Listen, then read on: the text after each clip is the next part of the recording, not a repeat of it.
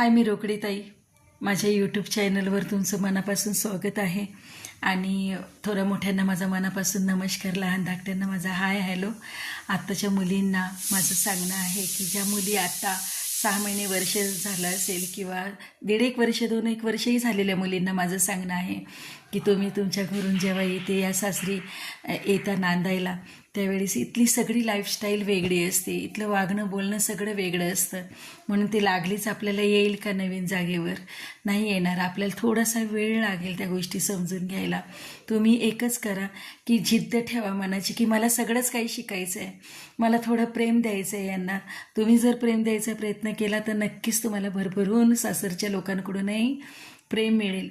कारण त्या लोकांनीही तुमची खूप वाट बघितलेली असती. एक सून म्हणून आमच्या घरात येणार आहे, आमच्या घराची शोभा वाढणार आहे.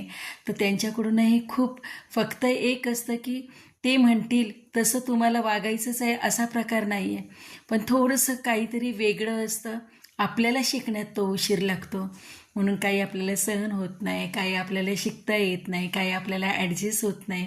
मग आपल्याला त्याचा त्रास झाल्यामुळे आपण काय करतो, छोट्या छोट्या गोष्टी नेऊन माहेरी सांगतो.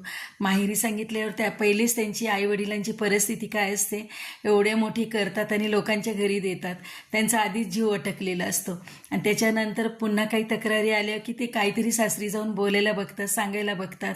पण तसं होत नाही. इतके मनं खराब होतात सासरच्या आणि माहेरच्या लोकांचे, ते आई बापा मुलीचे आणि ते मुलाचे आई वडील.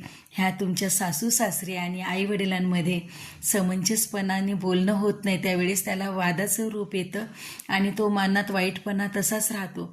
तुमच्या नवऱ्याबरोबर तुमचा नवरा जर प्रेमळ असेल, छान त्याच्याशी रिलेशन असेल, प्रेम असेल, तर त्याच्याबरोबर तुमचा संसार थाटणारच आहे. खूप सुंदर मुलंबाळं पण होणार आहेत. पण तुमच्या आईवडील आणि सासरे आणि सासू त्यांच्यात वाईटपणा निर्माण होतो आणि तो असा होतो की मग ते प्रेमाने एकमेकांशी बोलत नाहीत, भेटत नाहीत. आईवडील आपल्या घरी यायला मागे पुढे बघतात. तर असं काही करू नका. थोडासा शिकण्याची हे ठेवा, जिद्द ठेवा. आणि दोन्ही जसं तिथे नाव कमवलं आईवडिलांचं, तर लग्न झाल्यावर मुलीला 2 घरांचं नाव कमवायचं असतं, सासर आणि माहेर. तर आपल्या आईवडिलांना पण आपल्या सासरी येऊन आपलं नाणं, आपला संसार प्रेमाने बघू द्या, तेवढी जागा ठेवा. सासरच्या माणसांमध्ये बिलकुल मनं खराब नका होऊ देऊ, कारण हे मनं खराब झाले की लवकर एकत्र येत नाही, ते प्रेम परत निर्माण होत नाही. तर हा व्हिडिओ तुम्ही शांतीने बघितल्याबद्दल थँक्यू.